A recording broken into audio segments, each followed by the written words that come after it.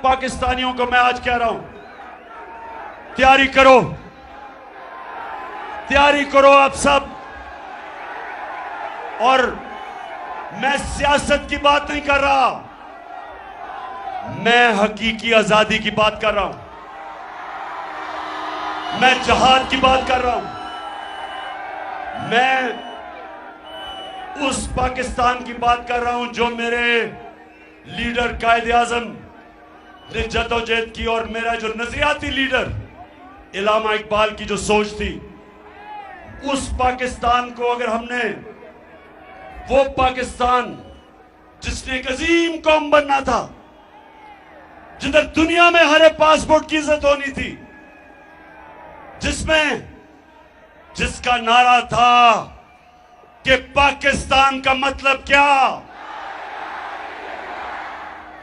ला इलाहा इल्लल्लाह।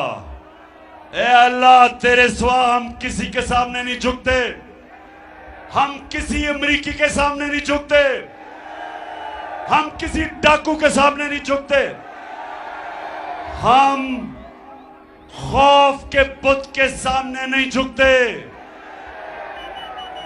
कूफा के लोगों को पता था कि हजरत इमाम हुसैन राय हक पे थे,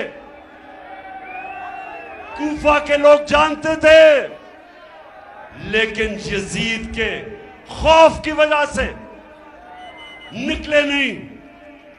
और इस्लाम की तारीख का सबसे बुरा सानिया हुआ, सबसे तकलीफदेह हुआ क्या हुआ, क्योंकि लोग डर गए, खौफजदा हो गए,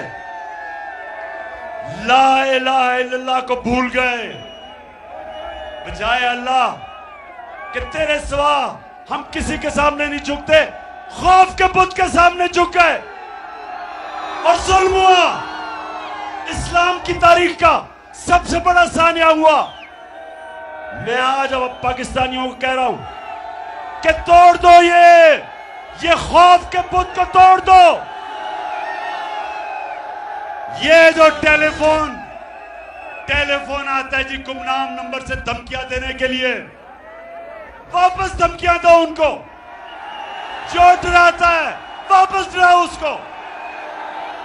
जो मिस्टर एक्स और मिस्टर वाई लोगों को धमकियां देते हैं, वापस धमकियां दो इनको।